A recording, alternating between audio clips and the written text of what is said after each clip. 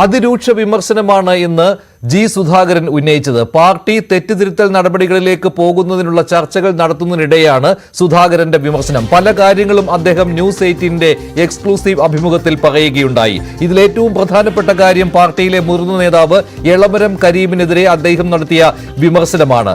നേരത്തെ അമ്പലപ്പുഴയിലെ വോട്ട് ചോർച്ചയെക്കുറിച്ചുള്ള പരാതികൾ ഉണ്ടായിരുന്നു. ഇതേക്കുറിച്ച് എളമരം കരീം അന്വേഷണം നടത്തിയതാണ്. ആ സമയം എളമരം കരീം അന്ന് നടത്തിയ ചില കാര്യങ്ങൾ, അതിനെതിരെയാണ് ജി സുധാകരന്റെ വിമർശനം ഉണ്ടായത്. കരീം ആലപ്പുഴയുടെ ഭൂമിശാസ്ത്രം അറിയാത്തയാളാണ്. പരാതിയുടെ യാഥാർത്ഥ്യം അറിയിക്കാൻ അന്ന് വന്ന പ്രവർത്തകരെ എളമരം കരീം ഭീഷണിപ്പെടുത്തുകയുണ്ടായി. വസ്തുതകൾ മനസ്സിലാക്കാനുള്ള അവസരം ബോധപൂർവം നിഷേധിക്കുകയായിരുന്നു കരീം ചെയ്തത്. കരീം ഇപ്പോൾ 1 ലക്ഷത്തിലേറെ വോട്ടുകൾക്ക് കോഴിക്കോട് തോറ്റപ്പോൾ അതേക്കുറിച്ച് അന്വേഷണം വേണ്ടേ എന്നും ജി സുധാകരൻ ചോദിച്ചു. സുധാകരന്റെ പ്രതികരണത്തിലേക്ക്. ഈ 11,000 വോട്ട് ഞാൻ 124 ഇവിടെ തോറ്റതാ, 5,000 VS ഇവിടെ തോറ്റതാ, 2,000 ചന്ദ്രനാഥൻ തോറ്റതാ. ഞങ്ങൾ MLA-മാരായി ഇരിക്കുമ്പോൾ ആ സീറ്റ് 11,000 വോട്ടിന് അത്രമാത്രമൊന്നും സേവനമൊന്നും ആയിട്ടില്ല, സമയമായിട്ടില്ല. വിജയിക്കുമെന്ന് പോലും അറിയാത്ത ഒരാളെ നിർത്തി ഞാൻ തന്നെ സെക്രട്ടറി പേര് പറഞ്ഞു. അത് പറ്റിയ ഒരു തെറ്റാണ്. ആ തെറ്റാണെന്ന് സംബന്ധിച്ച് അതിൻ്റെ പേരിൽ ഈ ആലപ്പുഴയുടെ ഭൂമിശാസ്ത്രം അറിയാൻ പാടില്ലാത്ത കാര്യമെന്ന് അന്വേഷണം നടത്തിയില്ലേ? തെളിവ് കൊടുക്കാൻ പോയ മുഴുവൻ ആളെയും 8 പേര് എൻ്റെ പേരിലുള്ള തെറ്റാന്ന് പറഞ്ഞാൽ അയാൾ ഭീഷണിപ്പെടുത്തിയെന്നാണ് അവരുടെ അടുത്ത് പറഞ്ഞത്. ഞാൻ മുമ്പൊന്നും പറഞ്ഞിട്ടില്ല. അതെന്താ അങ്ങനെ പറയുന്നത്? എന്നുവെച്ചാൽ സംസാരിക്കാതെ പൊട്ടി തടഞ്ഞെന്നാണ്. എന്താ അദ്ദേഹത്തിന് എന്താ കാര്യം? ഞങ്ങൾ ഒരുമിച്ച് ക്യാബിനറ്റ് ചെയ്യുന്നതല്ലേ. അദ്ദേഹം ഇപ്പോൾ 1.5 ലക്ഷത്തിനല്ലേ തോറ്റതാണ് സ്വന്തം നാട്ടിൽ. ഇതൊക്കെ അവർ മനസ്സിലാക്കട്ടെ. ഒരവസരം കിട്ടിയാൽ അതെന്തെങ്കിലും കൊണ്ട് അന്വേഷിച്ച് അതിൻ്റെ വസ്തുതകൾ കണ്ടെത്തി അല്ലേ. പക്ഷേ ഞാനെങ്ങും പോയില്ലല്ലോ. എൻ്റെ പേരിൽ അവസാനം താക്കിയത് ഞാനും കൈവൊക്കെ അവിടെ വിമർശിച്ചതിന് ശേഷം ഞാൻ കൈവൊക്കെയല്ലോ. മറ്റു ചില വിമർശനങ്ങളും നേരത്തെ അമ്പലപ്പുഴയിൽ നടത്തിയ അന്വേഷണത്തെക്കുറിച്ച് അദ്ദേഹം പറയുകയുണ്ടായി. കമ്മീഷൻ റിപ്പോർട്ട് ചർച്ച ചെയ്യാൻ കൂടിയ സംസ്ഥാന കമ്മിറ്റിയുടെ അജണ്ട തന്നെ അറിയിച്ചിരുന്നില്ല എന്ന് ജി സുധാകരൻ പറഞ്ഞു. സംസ്ഥാന കമ്മിറ്റിയിൽ താൻ കാര്യങ്ങൾ വിശദീകരിക്കുകയായിരുന്നു. ഇതോടെ എല്ലാവർക്കും നടന്നതെന്താണെന്ന് ബോധ്യപ്പെട്ടു. അതുകൊണ്ടാണ് പുറത്താക്കൽ തീരുമാനം താക്കീതായി ചുരുങ്ങിയത്. 11,000 വോട്ടിന് വിജയിച്ച തെരഞ്ഞെടുപ്പിനെ ചൊല്ലിയാണ് തനിക്കെതിരെ നീക്കം നടന്നതെന്നും സുധാകരൻ പറഞ്ഞു. അവരിപ്പോൾ ഞാൻ പറയാനുള്ള അവിടെ പറഞ്ഞു. എന്നെ പാർട്ടിയിൽ നിന്ന് പുറത്താക്കുമെന്നും പറഞ്ഞായിരുന്നല്ലോ ഏറ്റ് കമ്മിറ്റി വിളിച്ചു കൂട്ടുക അല്ലേ. ഏറ്റ് കമ്മിറ്റി വിളിച്ചു കൂട്ടി ഈ അജണ്ട ഉണ്ടെന്ന് പോലും എന്നോട് പറയുന്നില്ല. ഇതിനു വേണ്ടി മാത്രമാണ് വിളിച്ചു കൂട്ടിയത്. ഞാൻ ചെല്ലുമ്പോഴല്ലേ ഇതറിയുന്നത് ഈ അജണ്ടയാണ്. ഞാൻ ചെന്നല്ലേ എന്ത് ചെയ്തതിന്? ഞാൻ അവിടെ സംസാരിച്ചു. പാർട്ടിക്കകത്ത് ഉള്ള കാര്യമാണെങ്കിൽ ഇതൊരു വലിയ രഹസ്യ കാര്യമല്ല.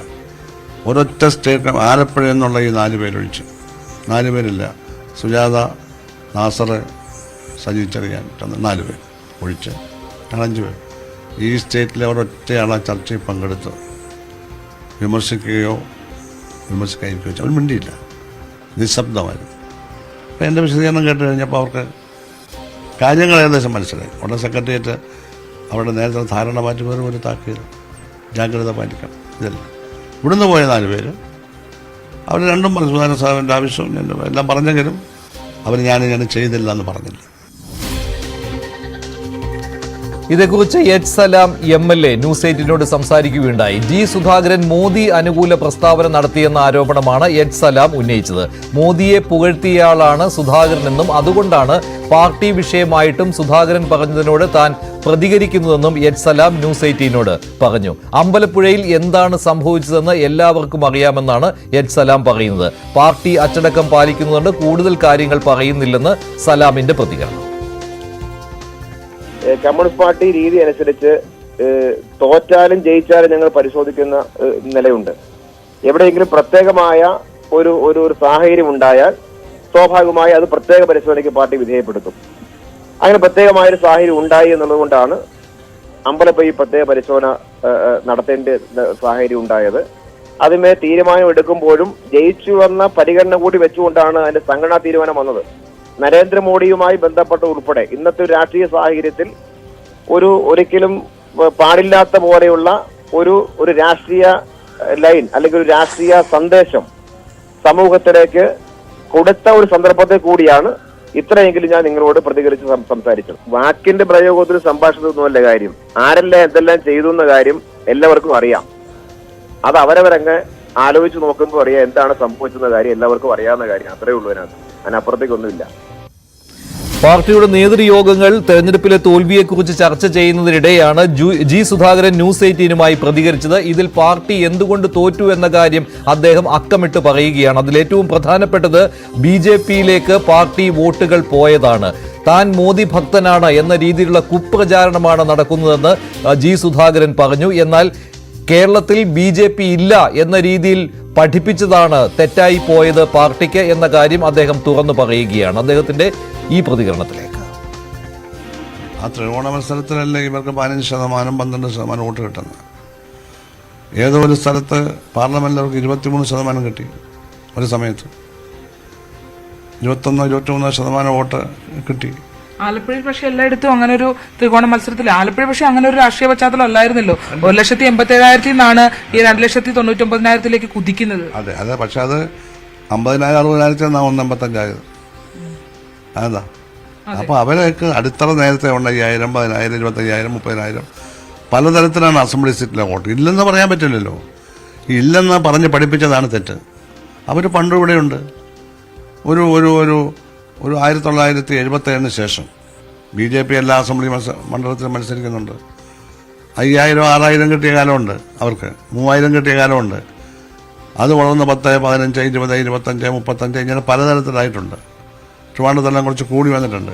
അപ്പം ഉണ്ടവരവിടെ വോട്ട് കുറവായതുകൊണ്ട് BJP-യുടെ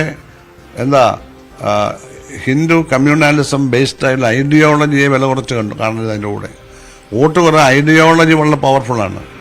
ആ ഐഡിയോളജി രാജ്യത്തെ ഡോമിനൻ്റായി നിൽക്കുന്നു. കാരണം രാജ്യത്ത് CPM കമ്മ്യൂണിസ്റ്റ് ഐഡിയോളജി ശക്തമാണെങ്കിൽ നമുക്ക് പിന്തുണ കുറവാണ്. അവരുടെ ഐഡിയോളജി റിട്രോഗ്രസീവാണ്, അതായത് പിന്തിരിപ്പനാണെങ്കിൽ അതിന് പിന്തുണ കൂടുന്നു. കോൺഗ്രസ് നമ്മുടെ രാജ്യത്തെ ജനങ്ങളെ വർഗീയതയ്ക്കെതിരായി ചിന്തിപ്പിക്കാതെ 10-40 വർഷം ഭരിച്ച് വർഗീയതയും ജാതിയെല്ലാം ഉപയോഗിച്ച് ഭരിച്ച് കുളവാക്കി ഇട്ടുനിന്നാണ് ഇവർ വളർന്നത്. കോൺഗ്രസ്സാണ് വളക്കൂടുള്ള മണ്ണ് BJPക്ക് ഉണ്ടാക്കിയത്. ഫൈറ്റ് ചെയ്ത കമ്മ്യൂണിസ്റ്റുകാർ മാത്രമാണ്. ബംഗാളിലും ത്രിപുരയിലും കേരളത്തിലും അടക്കി നിർത്തിയില്ലേ, ദീർഘകാലം അടക്കി നിർത്തിയില്ലേ? പറ. കോൺഗ്രസ്സാണ് വളർത്തിയത്. അവർ തിരുത്തുന്നുണ്ടോ? അടിയന്തരാവസ്ഥ പോലുള്ള ആ കാര്യങ്ങൾ തെറ്റായി പോയെന്ന് പരസ്യമായിട്ട് പറയുന്നുണ്ട്. പറയണ്ടേ? പാർട്ടിയിലെ ഗ്രൂപ്പ് തർക്കങ്ങളുടെ കാലത്ത് പിണറായി വിജയന് തന്റെ നേതൃത്വത്തിൽ ആലപ്പുഴ ജില്ല നൽകിയ പിന്തുണ പരോക്ഷമായി ഓർമ്മിപ്പിക്കുകയാണ് ജി സുധാകരൻ. പിണറായി വിജയൻ നേതൃത്വം നൽകിയ സംസ്ഥാന കമ്മിറ്റിക്ക് ആലപ്പുഴയിൽ നിന്ന് താൻ നൽകിയ പിന്തുണ പിണറായിക്ക് അറിയാമെന്ന് ജി സുധാകരൻ. അതിന്റെ പ്രതിഫലനം സംസ്ഥാനത്താകെ ഉണ്ടാവുകയും ചെയ്തു. തന്റെ എക്കാലത്തെയും നേതാവ് VS ആയിരുന്നു. എന്നാൽ സംസ്ഥാന നേതൃത്വത്തിനൊപ്പമാണ് അന്ന് നിലപാടെടുത്തത്. തനിക്കൊന്നിലും ഒരോർമ്മക്കുറവും ഇല്ല എന്നും ജി സുധാകരൻ പറഞ്ഞു. ആരാണ് മാറിയതെന്നും ജി സുധാകരൻ ചോദിച്ചു. VS-നപ്പുറം എനിക്കൊരു നേതാവില്ല, വേറെ കാര്യം. അന്നും ഇല്ലിന്നുമില്ല. പക്ഷെ പിണറായി നയിച്ച സ്റ്റേറ്റ് കമ്മിറ്റി ഞാൻ ഞങ്ങൾ നല്ല സപ്പോർട്ട് കൊടുത്തുവിടുന്നു ആലപ്പുഴ. ആ സപ്പോർട്ടൊന്നും ചെറുതല്ല. ആ കാലത്ത് സംസ്ഥാനം മുഴുവൻ വലിയ സ്വാധീനം ഉണ്ടാക്കുന്ന ഒരു സപ്പോർട്ട് പിണറായിക്ക് അറിയാം. ആ സ്നേഹവും ആ വിശ്വാസവും പിണറായിക്ക് എന്നോട് ഇപ്പോഴും ഉള്ളതാണ് വിശ്വാസം. അപ്പോൾ ഞങ്ങൾ തമ്മിൽ ഇലക്ഷൻ കാലത്ത് തന്നെ വിളിച്ച് ഒരുപാട് സംസാരിച്ചു. അങ്ങനെ 2 തവണ കണ്ട 3 വർഷത്തിന് ആദ്യമായിട്ടാണത്. അപ്പോൾ പഴയ പോലുള്ള അടുപ്പം നിയമസില്ല, അടുപ്പമല്ല, മനസ്സുകൊണ്ടല്ല, ഇല്ല. പക്ഷേ ഞാൻ പരിചയപ്പെട്ട കാലത്തോളം ആ ഒരു ഇത് ഉണ്ടായിരുന്നു. ആലപ്പുഴയ്ക്കൊരു പ്രാധാന്യം അധികം കൊടുത്തിരുന്നു. ആ ഞങ്ങളുടെ കാലം പറഞ്ഞു. അന്ന് ഇതൊന്നും ബാധിച്ചില്ല. എല്ലാ സമുദായം വോട്ട് ചെയ്യല്ലേ. ഒരു കാലത്ത് മുസ്ലിം സമുദായം കാര്യമായിട്ട് ചെയ്യത്തില്ലായിരുന്നു. കോൺഗ്രസ്സാണ് എല്ലാം ചെയ്തല്ലേ ഞങ്ങളൊക്കെ ജയിച്ചത്. 9-8 കായംകുളം ജയിച്ചത് എങ്ങനെ? മുസ്ലിം വോട്ടല്ലേ. അമ്പലപ്പുഴ ജയിക്കുന്നത് എങ്ങനെ? മുസ്ലിം വോട്ടല്ലേ. ഇതെല്ലാം മുസ്ലിം വോട്ട് 10,000-കണക്കിന് വോട്ടായി 2 മണ്ഡലങ്ങൾ. അതൊക്കെ ഞങ്ങൾ ജയിച്ചില്ലേ. അവിടെ പ്രതിഭ ജയിച്ചു, ഇവിടെ ഞാൻ ജയിച്ചു. എവിടെയാണ് സാർ ഈ അകൽച്ച സംഭവിക്കുന്നത്? എവിടെയാണ് ഞാൻ പറഞ്ഞത്? അപ്പോൾ അത് ഏറ്റുപറയാൻ ഒരുപാട് കേഡർമാർ താഴെ ഉണ്ടായിരുന്നു. പ്രസംഗിക്കാൻ അറിയാവുന്നവരുണ്ടായിരുന്നു. ഐഡിയോളജിക്കലായിട്ടുള്ള ജാതിമത ശക്തികളെ എതിർത്ത് തോൽപ്പിച്ചാണ് കമ്മ്യൂണിസ്റ്റ് പാർട്ടി വളരുന്നത്. ആ വളർച്ചയുടെ ഗ്രാഫ് മനസ്സിലാക്കി അതിൻ്റെ മുകളിൽ നിന്ന് മുന്നോട്ട് കൊണ്ടുപോകേണ്ടതാണെന്ന് എല്ലാ കേഡർമാരും ഒരുപോലെ കരുതിയ ഒരു കാലം ഉണ്ടായിരുന്നു. കാരണം ആ ബോധമുള്ളത് കൊണ്ടാണ്. ഇന്ന് ആ ബോധത്തിൽ താഴോട്ട് വരുമ്പോൾ കുറച്ച് മാറ്റം വരുന്നു. അത് നമുക്ക് മനസ്സിലാക്കി തിരുത്തിയാൽ മതി. ഇനിയിപ്പം ഐഡിയോളജിയുടെ പ്രശ്നം, ഐഡിയോളജി പിന്നോക്കം പോകുന്ന ഒരു സാഹചര്യം. ഐഡിയോളജിക്ക് പിന്നോക്കാവസ്ഥയില്ല. മാർക്സിസ്റ്റ് ഐഡിയോളജിക്ക് പിന്നോക്കാവസ്ഥ ഉണ്ടാവില്ല. മാർക്സിസ്റ്റ് ഐഡിയോളജി ആശയങ്ങൾ വ്യതിചലിക്കുന്നുണ്ടല്ലോ സാർ പ്രവർത്തകർ. അതിന് തുല്യമായൊരു ഐഡിയോളജി ഇല്ല. ഇന്നും സാമ്രാജ്യത്വത്തിനും മുതലാളിത്തത്തിനും ഒക്കെ എതിരായി നിൽക്കുന്ന ഏക ഐഡിയോളജി അത് മാത്രമാണ്. ഇന്ത്യയിലും അതാണ്. പക്ഷെ സപ്പോർട്ടേഴ്സ് കേരളത്തെ പോലെ ഒന്നുമില്ല. ഐഡിയോളജിയിൽ ഒരു കോംപ്രമൈസ് ഉണ്ടാവുന്നില്ലേ പലയിടത്തും? അതല്ലേ തിരിച്ചു ഐഡിയോളജിയിൽ കോംപ്രമൈസ് ഒന്നുമുണ്ട്. ഐഡിയോളജി കോംപ്രമൈസ് ചെയ്യാൻ ഒക്കത്തില്ല. ഐഡിയോളജിയുടെ ആപ്ലിക്കേഷനിൽ എവിടെയെങ്കിലും ഉണ്ടോ എന്നുള്ളത് എനിക്കറിയില്ല, പരിശോധിക്കണം. ഇപ്പോൾ ഇവിടെ നിങ്ങളെന്താ ഉദ്ദേശിച്ചത് അറിയില്ല, നിങ്ങളത് പരിശോധിച്ചോളൂ. എനിക്ക് അഭിപ്രായം വ്യത്യാസമില്ല. അതിൽ ഐഡിയോളജി ആപ്ലിക്കേഷനൊന്നും കോംപ്രമൈസ് നടത്താൻ പറ്റില്ല, നടത്തിയാൽ ശരിയാവില്ല. അതെവിടെയെങ്കിലും നടത്തുന്നുണ്ടോയെന്നൊന്നും എനിക്കെൻ്റെ CPM-ൽ ബൂർഷ്വ പ്രവണതയും പൊളിറ്റിക്കൽ ക്രിമിനലിസവും കൂടിയെന്ന് ജി സുധാകരന്റെ വാക്കുകൾ. പ്രാദേശികമായ പൊളിറ്റിക്കൽ ക്രിമിനലിസത്തിൽ പിണറായി വിജയന് പക്ഷേ പങ്കില്ല. അടിസ്ഥാന വർഗവും സാധാരണക്കാരും പാർട്ടിയിൽ നിന്ന് അകന്നുപോയെന്ന് ജി സുധാകരൻ പറയുന്നു. പാർട്ടിയെ പിന്തുണയ്ക്കുന്നവരിൽ ചിലർ BJPക്ക് വോട്ട് നൽകി. ഈ സാഹചര്യം മുമ്പുണ്ടാകാത്തതാണ്. കായംകുളത്ത് സംഭവിച്ചത് ഒരിക്കലും നടക്കാൻ പാടില്ലാത്തതാണെന്നും ജി സുധാകരൻ പറയുന്നു. ഇതുപോലെയുള്ള പ്രാദേശികമായ പൊളിറ്റിക്കൽ ക്രിമിനലിസം പാർട്ടിക്കകത്ത് ആരോപണം കൊണ്ടുവരുന്നതിൻ്റെ പുറകെ പൊളിറ്റിക്കൽ ക്രിമിനലിസമാണെന്ന് മനസ്സിലാക്കാതെ ചെയ്തു പോകുന്നതാണ്. അത് പോട്ട് സാരമില്ല. അതൊന്നും പിണറായിക്ക് പൂർണ്ണ ഉത്തരവാദിത്വമൊന്നുമില്ല അതിൽ ഉണ്ടെന്ന് ഞാൻ പറയത്തില്ല. എന്നോട് കൊടിയേരി തന്നെ പറഞ്ഞു, സഖാവ് പേര് പറഞ്ഞല്ലായിരുന്നെങ്കിൽ ഈ ചിത്തരഞ്ജൻ്റെ പിന്നെ സലാമിൻ്റെ ഒന്നും ഞങ്ങൾ പരിശോധിക്കാതെ എടുക്കത്തില്ല. സഖാവ് പറഞ്ഞുകൊണ്ടാണ്. നമ്മൾ തെറ്റൊന്നുമില്ല, ജയിച്ചല്ലോ. അവരിൽ നിന്ന് തന്നെയാണ് പരാതി. അവരിൽ നിന്നല്ല ചിത്തരഞ്ജൻ പരാതി ഒന്നും അയച്ചല്ലോ. ചിത്തരഞ്ജൻ മുനിസിപ്പാലിറ്റി 900 കുറവായിരുന്നല്ലോ, അത് പരാതി കൊടുത്തില്ലല്ലോ. ഇവിടെ 6200 കൂടുതലായിരുന്നല്ലോ ഈ എൻ്റെ മുനിസിപ്പാലിറ്റിയിൽ, ഈ വാർഡുകൾ. ആ പരാതി എന്ന് പറയുന്നത് എന്താണെന്ന് ജനം അത് വിശ്വസിച്ചില്ല. നിങ്ങൾ പറയുന്ന പോലെ ജനങ്ങൾ ഞാൻ ചെയ്ത സത്യസന്ധമായ പ്രവർത്തനത്തെയാണ് വിലയിരുത്തിയത്. ജനങ്ങൾക്ക് അങ്ങനെ യാതൊരു അനുഭവം. ഒരാളോട് ഞാൻ പോയി പറയത്തില്ലല്ലോ വോട്ട് ചെയ്തെന്ന് ഞാൻ പറയുമോ. അതൊന്ന് ചിന്തിക്കേണ്ടതായിരുന്നു. അത് സാരമില്ല, കഴിഞ്ഞല്ലോ. ജനഹിതം പരിഗണിച്ച് വേണം സ്ഥാനാർത്ഥികളെ തീരുമാനിക്കാനെന്ന് ജി സുധാകരൻ. പലതവണ ജയിച്ചത് അയോഗ്യതയായി കാണേണ്ടതില്ല. തുടർച്ചയായി മത്സരിക്കുന്നവർ തോൽക്കുമെന്ന ധാരണ ശരിയല്ലെന്നും ജി സുധാകരൻ. കുറേ തവണ മത്സരിച്ചതുകൊണ്ടൊന്നും തോക്കത്തില്ല, അങ്ങനൊന്നും ആരും കരുതരുത്. വീണ്ടും ജയിച്ചുകൊണ്ടേയിരിക്കും. ജനങ്ങൾക്ക് ഹിതമുള്ളവരെ മത്സരിപ്പിച്ച് ജയിപ്പിക്കണം. അത് പ്രായവും കാര്യവും നോക്കരുത്. പാർട്ടി സ്ഥാനമാനങ്ങളിൽ പ്രായപരിധി വെക്കുന്നതിനും തെറ്റില്ല. എനിക്ക് 75 ആവുന്നതിന് മുമ്പേ ഞാൻ എഴുതി കൊടുത്തല്ലോ. ഞാൻ ആ പ്രായത്തിൻ്റെ പരിധി വെച്ച് സ്റ്റേറ്റ് കമ്മിറ്റി പോലുള്ള കമ്മിറ്റിയിൽ നിന്ന് ഒഴിയണം. അതിന് മുമ്പ് തന്നെ ഞാൻ എഴുതി കൊടുത്തല്ലോ എനിക്ക് ബ്രാഞ്ച് കമ്മിറ്റി ആലപ്പുഴ DC-യുടെ കീഴിൽ വേണം. അതെനിക്ക് തരികയും ചെയ്തു. ഞാനവിടെ സ്വസ്ഥമായി കഴിയുക. 4 ബ്രാഞ്ച് കമ്മിറ്റി ഞാൻ പങ്കെടുത്തതിനാവും. അറിയാമോ? 2002 ശേഷം 4 വിളിച്ചാൽ ഞാൻ അങ്ങോട്ട് വിളിച്ചു പറഞ്ഞു, ഞാൻ പോകുമല്ലോ. വക്കീലന്മാരുടെ ബ്രാഞ്ചാണ്, എനിക്കൊരു പ്രശ്നമില്ല. വെള്ളാപ്പള്ളി നടേശൻ കഴിഞ്ഞ ദിവസം ചില വിമർശനങ്ങൾ നടത്തിയിരുന്നു. CPM-നെതിരെ BJP-യിലേക്ക് വോട്ടുകൾ ഒഴുകിയിട്ടുണ്ട്, അത് ഈഴവ സമുദായത്തിൽ നിന്നുള്ള വോട്ടുകൾ BJPക്ക് കിട്ടിയിട്ടുണ്ട് എന്ന് വെള്ളാപ്പള്ളി നടേശൻ പറഞ്ഞിരുന്നു. ഇതേക്കുറിച്ചും ജി സുധാകരൻ പ്രതികരിച്ചു. പരിഗണന കിട്ടിയില്ലെന്ന ഈഴവാദി പിന്നാക്ക വിഭാഗങ്ങളുടെ പരാതി ഗൗരവമുള്ളതാണെന്ന് ജി സുധാകരൻ. പ്രാതിനിധ്യം ഇല്ലെന്ന പ്രശ്നം ചർച്ച ചെയ്ത് പരാതികൾ പരിഹരിക്കേണ്ടതാണ്. പുന്നപ്രയിലും വയലാറിലും കുട്ടനാട്ടിലെ കർഷക ഭൂമിയിലും രക്തം നൽകി പാർട്ടി കെട്ടിപ്പടുത്തവരാണ്. മുന്നോക്കക്കാർ അല്ല പാർട്ടിയുടെ അടിത്തറ. CPM-നെ കുറിച്ച് വെള്ളാപ്പള്ളിക്ക് അഭിമാനമാണുള്ളത്. കുറച്ചുകൂടി അംഗീകാരം വേണമെന്ന് മാത്രമാണ് അവർ പറയുന്നത്. വെള്ളാപ്പള്ളി നടേശനോട് കമ്മ്യൂണിസ്റ്റ് പാർട്ടി നേതൃത്വം ചർച്ച ചെയ്താൽ പരിഹരിക്കാൻ പറ്റാത്ത ഒരു കാര്യവുമില്ലെന്നും ജി സുധാകരൻ ന്യൂസ് 18നോട് പറഞ്ഞു. അദ്ദേഹം പറഞ്ഞതും എന്തൊക്കെ ഞാൻ കണ്ടു. എന്നെ സംബന്ധിച്ചിടത്തോളം ഞാൻ ആലപ്പുഴ വന്ന 1975 അടിയന്തരാവസ്ഥ കാലം മുതൽ ഈ 2024, 25, 45, 49 വർഷവും എൻ്റെ അനുഭവത്തിൽ അദ്ദേഹം ഒരു കാലത്തും നമ്മളോടൊന്നും പറഞ്ഞിട്ട് വേറൊന്നും ചെയ്തിട്ടില്ല. വ്യക്തിപരമായ ബന്ധം മാത്രമല്ല, ഒരു കാര്യം ചെന്ന് പറഞ്ഞു കഴിഞ്ഞാൽ അദ്ദേഹം അനുസരിച്ച് ചെയ്തിട്ടുണ്ട്. നാളെയും ചെയ്യുമെന്നാണ് എൻ്റെ വിശ്വാസം. ഈ തെരഞ്ഞെടുപ്പിൽ എന്താണ് വ്യത്യാസമെന്ന് ഞാൻ പറയട്ടെ. ഈ തരത്തിലൊക്കെയുള്ള അഭിപ്രായങ്ങളും കാര്യങ്ങളൊക്കെ വന്നു, ശരിയാണ്. അദ്ദേഹത്തിൻ്റെ ഇൻ്റർവ്യൂ ഞാൻ കണ്ടു. അത് ആ സമുദായത്തിന് ഗുണമുണ്ടായില്ലെന്നാണ് അദ്ദേഹം പറയുന്നത്. അതൊക്കെ ചർച്ച ചെയ്ത് പരിഹാരം കാണേണ്ട കാര്യമാണ്. വെള്ളാപ്പള്ളി നടേശനോട് കമ്മ്യൂണിസ്റ്റ് പാർട്ടി നേതൃത്വം ചർച്ച ചെയ്താൽ പരിഹരിക്കാൻ പറ്റാത്ത ഒരു കാര്യമില്ല. അദ്ദേഹം ആൻറ്റി കമ്മ്യൂണിസ്റ്റ് അല്ല. പക്ഷെ ഒരു മാനസികമായൊരു വിടവ് വന്നിട്ടുണ്ടല്ലോ. അല്ല, അതൊക്കെ സംസാരിക്കുമ്പോൾ തീരെ വന്നത്. മാനസികമായ വിടവൊന്നും അദ്ദേഹത്തിനുള്ളതായിട്ട് തോന്നിയില്ല. അദ്ദേഹത്തിന് സമുദായത്തിൻ്റെ താല്പര്യം അദ്ദേഹം ഉദ്ദേശിച്ചതുപോലെ പരിഗണിക്കപ്പെട്ടിട്ടില്ല. വോട്ട് ബാങ്കായി മാത്രം ഞങ്ങൾ ഉപയോഗിക്കുന്നത് എന്നൊരു കാഴ്ചപ്പാടാണ് അവതരിപ്പിച്ചിരിക്കുന്നത്. അത് സ്വാധീനിക്കുന്ന കുറച്ചധികം ആളുണ്ടാവുമല്ലോ. അപ്പോൾ വോട്ട് ബാങ്കല്ല.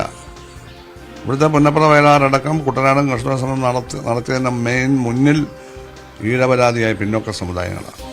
അവരാണത് നടത്തിയത്. മുന്നോക്ക സമുദായങ്ങളൊന്നും അതിൽ പങ്കെടുത്തിട്ടില്ല. അതിൽ നിന്ന് നല്ല കേഡർമാരെ നേതാവ് കാണും, അതല്ലാതെ ആ സമുദായ അംഗങ്ങൾ പങ്കെടുത്തിട്ടില്ല. ഇല്ല. അതാണ് ആലപ്പുഴയിലെ പാർട്ടിയുടെ ചരിത്രം. എന്തുകൊണ്ടാണ് സാർ പാർട്ടിയോടൊപ്പം ഈഴപരാധിയായ പിന്നോക്ക പട്ടികജാതിക്കാരനാക്കി വരും സമുദായങ്ങളുടെ ചോരയും വിയർപ്പും കൊണ്ട് കെട്ടിപ്പടുത്ത മഹത്തായ കമ്മ്യൂണിസ്റ്റ് പാർട്ടിയിൽ അദ്ദേഹം അഭിമാനിക്കുന്നു. എന്താണ് ഞങ്ങൾക്ക് കുറച്ചുകൂടി അംഗീകാരം തരണം എന്നാണ് പറയുന്നത്. ഇതേക്കുറിച്ച് വെള്ളാപ്പള്ളി നടേശൻ പ്രതികരിക്കുകയുണ്ടായി. ജി സുധാകരൻ ജനപ്രിയ നേതാവാണെന്നാണ് വെള്ളാപ്പള്ളി പറഞ്ഞത്. അദ്ദേഹം പാർട്ടിയെ നന്നാക്കുന്നതിന് വേണ്ടിയാണ് ചില കാര്യങ്ങൾ പറഞ്ഞത്. ഇക്കാര്യം പാർട്ടി പരിഗണിച്ചാൽ കൊള്ളാമെന്നും വെള്ളാപ്പള്ളി നടേശൻ അഭിപ്രായപ്പെട്ടു. വെള്ളാപ്പള്ളിയുടെ വാക്കുകളിലേക്ക്. പ്രത്യേകിച്ചും സുധാകരനെ കൂട്ട് അദ്ദേഹം ജനപ്രിയനാണ്. അദ്ദേഹം മന്ത്രിയായിരുന്ന കാലത്ത് കേരളത്തിൽ ഇത്രയധികം നല്ല മിടുക്കനായ ഒരു പൊതുമരാമത്ത് മന്ത്രി അടുത്ത കാലത്തൊന്നും ഉണ്ടായിട്ടില്ല. അങ്ങനെ പൊതുപ്രവർത്തനത്തിൽ MLA ആയിട്ടാണെങ്കിലും മന്ത്രിയായിട്ടാണെങ്കിലും ഇടതുപക്ഷ ഗവൺമെന്റിന് ഒരു ഏറ്റവും പേരുണ്ടാക്കി കൊടുത്ത ഒരു തിലക്കുറിയായി പ്രവർത്തിച്ച ഒരു മഹൽ വ്യക്തിയാണ് ജി സുധാകരൻ സാഹു. അദ്ദേഹത്തിന്റെ വേദനയും പ്രയാസങ്ങളും ഉണ്ടാകാം, അത് പാർട്ടി ചർച്ച ചെയ്ത് തീർക്കേണ്ടതാണ്. പക്ഷേ എന്ത് അഭിപ്രായ വ്യത്യാസം ഉണ്ടെങ്കിലും ആർക്കുണ്ടായാൽ പോലും ആലപ്പുഴ ജില്ലയിൽ നിന്നല്ല കേരളത്തെ സംബന്ധിച്ചിടത്തോളം ആർക്കും അവഗണിക്കാനൊക്കാത്ത ഒരു വ്യക്തിത്വത്തിന്റെ ഒരു ഉടമയാണ് ജി സുധാകരൻ. എല്ലാ വിഭാഗം ആളുകളും അദ്ദേഹത്തെ ഇരുകൈയും നീട്ടി സ്വീകരിക്കുന്ന ഒരു അവസ്ഥാവിശേഷം നിലനിൽക്കുന്നുണ്ട് അന്നും ഇന്നും എന്നുള്ളതാണ് നേരെ. അദ്ദേഹം ചില തിരുത്തൽ കാര്യങ്ങൾ പറഞ്ഞുവെങ്കിൽ അതിന്റെ സത്യാവസ്ഥ മനസ്സിലാക്കി അത് ഉൾക്കൊള്ളാൻ അദ്ദേഹം പറഞ്ഞു എന്നുള്ള പേര് തള്ളാതെ യാഥാർത്ഥ്യങ്ങൾ തുറന്നു പറയുന്ന ആരായാലും അത് മനസ്സിലാക്കി അത് തിരുത്തി പോകുന്നത് എന്തുകൊണ്ടും പാർട്ടിയെ നന്നാക്കാൻ വേണ്ടി പറയുന്നതാണ്, നശിപ്പിക്കാൻ വേണ്ടിയിട്ടല്ല. അത് ഉൾക്കൊണ്ടുകൊണ്ട് തിരുത്തൽ ശക്തിയായി പറയുന്നവരെ ക്രൂശിക്കാതെ തെറ്റ് തിരുത്തിക്കൊണ്ട് മുമ്പോട്ട് പോകാൻ ഇനിയും അവസരമുണ്ട്. ഇടതുപക്ഷത്തിന് ഇനിയും എഴുതിത്തള്ളാനൊക്കുന്ന ഒരു പാർട്ടിയല്ല. അതുകൊണ്ട് ഇനിയും ശുഭപ്രതീക്ഷയോടുകൂടി പ്രവർത്തിച്ച് മുമ്പോട്ട് പോകാൻ സാധിക്കണമെങ്കിൽ പുതിയൊരു ശൈലി, ഏതായാലും പുതിയ മന്ത്രിമാർ വന്നതെല്ലാം തന്നെ അത്ര മിടുക്ക് കാണിക്കാൻ പറ്റിയവരായിരുന്നില്ല. അത് ഓരോരുത്തരെയും പറ്റി ഞാൻ എടുത്തു പറയുന്നില്ല, അത് പലർക്ക് ഇഷ്ടക്കുറവ് വരാം. ഇതൊരു ആത്മപരിശോധന പാർട്ടി സ്വയം നടത്തിയാൽ സെക്കൻഡ് ടേമിലുള്ള മന്ത്രിമാരുടെ പ്രവർത്തനങ്ങൾ പലരുടെയും, എല്ലാവരുടെയും എന്ന് പറയുന്നില്ല, പലരുടെയും അഭികാമ്യമായിരുന്നില്ല. പക്ഷെ എല്ലാ കുറ്റങ്ങളും കൂടി ഇപ്പോൾ തലയെ വെച്ചിരിക്കുന്നത് പിണറായി വിജയന്റെ തലയിലാണ്. കുറ്റങ്ങളെല്ലാം അതേസമയത്ത് കുറ്റം ചെയ്തവരെല്ലാം പുണ്യാളന്മാരായിട്ടിരിക്കുകയും നല്ലതെല്ലാം വന്നപ്പോൾ എല്ലാവരും പങ്കിട്ടെടുത്തു നന്മകളെല്ലാം കൂടെ എന്ന ഘടകകക്ഷികളും എല്ലാവരും തന്നെ. പക്ഷെ മോശം വന്നപ്പോൾ എല്ലാം പിണറായിയുടെ തലയിൽ മാത്രം വെച്ചു കെട്ടിക്കൊണ്ട് ബാക്കിയുള്ളവരെല്ലാവരും രക്ഷപ്പെടുന്ന ഒരു അവസ്ഥാവിശേഷമാണ് ഇപ്പൊ കാണുന്നത്. ഇതൊരു LDF ഭരണമാണ്. LDF ഭരണത്തിൽ എല്ലാവർക്കും കൂട്ടുത്തരവാദിത്തമുണ്ട്. പിണറായി മാത്രമല്ല കുറ്റം പറയേണ്ടത്, തിരുത്തേണ്ട സമയത്ത് തിരുത്തിക്കാനുള്ള ബാധ്യതയും ബാക്കിയുള്ള എല്ലാവർക്കും ഉണ്ട്. അത് പറയാതെ മിണ്ടാതെ പഞ്ചപുച്ഛാടച്ച് നിന്നുകൊണ്ട് എല്ലാ സുഖ സൗകര്യങ്ങളും എല്ലാം അനുഭവിച്ച ശേഷം ഒരു മോശം അവസ്ഥ വന്നപ്പോൾ പിണറായി മാത്രം തള്ളി പറഞ്ഞുകൊണ്ട് സ്വയം രക്ഷപ്പെടാൻ ശ്രമിക്കുന്നവർ ആരായാലും ഇതിനകത്തുള്ളവരാരും ശരിയല്ല എന്ന് പറയേണ്ടി വന്ന് എനിക്ക് ദുഃഖമുണ്ട്. പാർട്ടിയിൽ തിരുത്തൽ ആവശ്യമാണ് എന്നുള്ള ജി സുധാകരന്റെ വാക്കുകളോട് വെള്ളാപ്പള്ളിയുടെ പ്രതികരണമാണ് കേട്ടത്. തെറ്റുകൾ മനസ്സിലാക്കി തോൽവിയിൽ നിന്ന് പാഠം ഉൾക്കൊണ്ട് തിരുത്തുമെന്ന ജി സുധാകരന്റെ വാക്കുകൾ. അതിനൊപ്പം തന്നെ അദ്ദേഹം പറയുന്നത് പുതിയ തലമുറ, പാർട്ടിയിലെ പുതിയ തലമുറ തന്നെ ഉൾക്കൊള്ളാൻ തയ്യാറാകുന്നില്ല, തന്നെ യോഗങ്ങളിലേക്ക് വിളിക്കുന്നില്ല എന്നതുമാണ്. ബ്രാഞ്ചിലാണ് ഇപ്പോൾ പ്രവർത്തിക്കുന്നത്, എന്നിട്ടും 72 യോഗങ്ങളിൽ തെരഞ്ഞെടുപ്പ് സമയത്ത് പങ്കെടുത്തുവെന്നും ജി സുധാകരൻ പറയുന്നു. കൂടുതൽ വിവരങ്ങൾ നൽകാൻ ശരണ്യ സ്നേഹജൻ. ശരണ്യയോടാണ് ജി സുധാകരൻ ഇത്രയും കാര്യങ്ങൾ സംസാരിച്ചത്. ഒപ്പം പാർട്ടിയുടെ നേതൃയോഗങ്ങൾ ഇപ്പോഴും തുടരുകയാണ് തിരുവനന്തപുരത്ത്. എന്തൊക്കെയാണ് തോൽവിയുടെ കാരണങ്ങൾ, ഇതേപ്പറ്റിയാണ് പാർട്ടി വിലയിരുത്തുന്നത്. ഇതേക്കുറിച്ചുള്ള കൂടുതൽ വിവരങ്ങൾ നൽകാൻ വി അരുണും ചേരുന്നുണ്ട്. ശരണ്യ, എന്തായാലും ചോദ്യങ്ങൾ ചോദിക്കാൻ പാർട്ടിയിൽ ആളുണ്ട് എന്നുള്ള കാര്യം വ്യക്തമാക്കുന്നതാണല്ലോ ഇപ്പോൾ ജി സുധാകരന്റെ വാക്കുകൾ. പറയാൻ പറ്റാവുന്ന കാര്യങ്ങളെല്ലാം അദ്ദേഹം ശരണ്യയുമായി സംസാരിച്ചപ്പോൾ പറഞ്ഞു കഴിഞ്ഞുവല്ലോ. അതിൽ ഏറ്റവും പ്രധാനപ്പെട്ട കാര്യം എന്തൊക്കെയാണ്? പാർട്ടിയിൽ ഏത് രീതിയിലുള്ള പ്രശ്നങ്ങൾ ഉണ്ടായി, ഏതെല്ലാം തെറ്റുകൾ പാർട്ടിക്കുണ്ടായി എന്നാണ് പ്രധാനമായും അദ്ദേഹം ചൂണ്ടിക്കാട്ടുന്നത്. മഞ്ജുഷ, ഈ തെരഞ്ഞെടുപ്പുമായി ബന്ധപ്പെട്ട് അദ്ദേഹം പറയുന്ന പല കാര്യങ്ങളും അതിൽ ഏറ്റവും പ്രധാനപ്പെട്ടതായി വന്നത് കേരളത്തിന്റെ ഒരു രാഷ്ട്രീയ ചിത്രം മാറുന്ന കാര്യമാണ്. അതായത് ആലപ്പുഴയിൽ ഉൾപ്പെടെയുള്ള CPM-ന്റെ ശക്തി കേന്ദ്രങ്ങളിലെല്ലാം വലിയ തോതിൽ തിരിച്ചടി കിട്ടുകയും ഒപ്പം തന്നെ BJP വലിയ തോതിൽ വോട്ട് വർദ്ധിപ്പിക്കുകയും ചെയ്തു.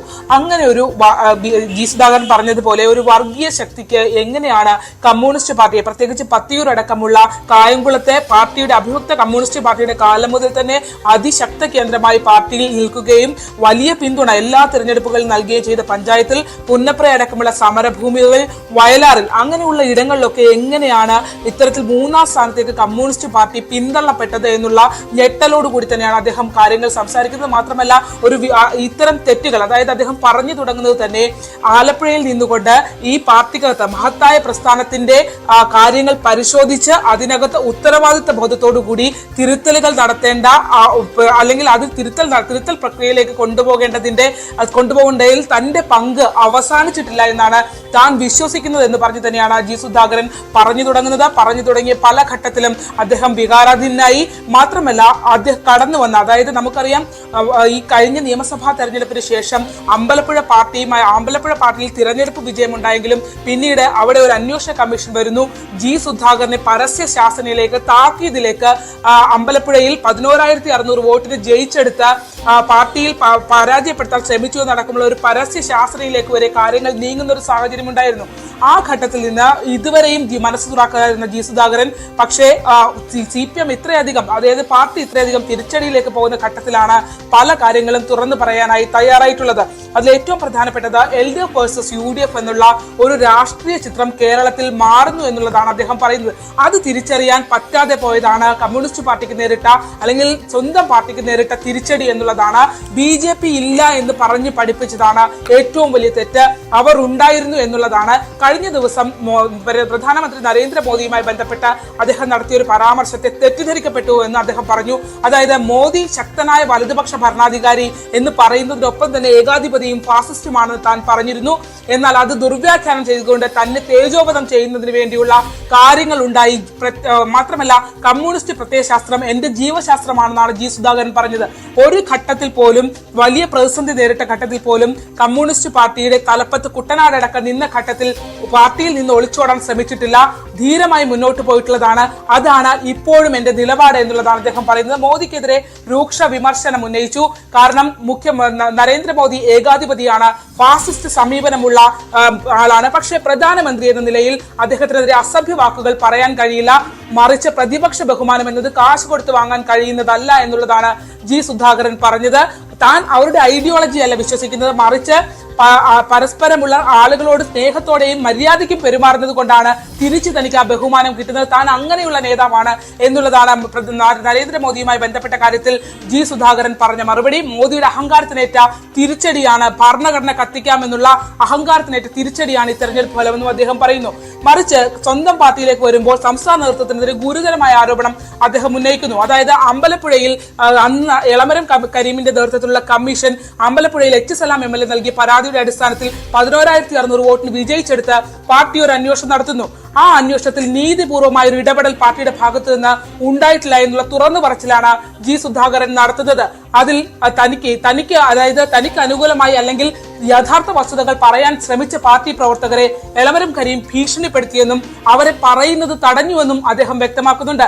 ഒപ്പം തന്നെ സംസ്ഥാന സെക്രട്ടേറിയറ്റ് തന്നെ പുറത്താക്കാൻ, അതായത് 11,600 വോട്ടിന് വിജയിച്ച സ്ഥലത്ത് സംസ്ഥാന സെക്രട്ടേറിയറ്റ് തന്നെ പുറത്താക്കുന്നതിന് വേണ്ടിയുള്ള തീരുമാനം കൈക്കൊണ്ടിരുന്നു എന്നുള്ള ഞെട്ടിക്കുന്ന കാര്യവും ജി സുധാകരൻ പറയുന്നുണ്ട്.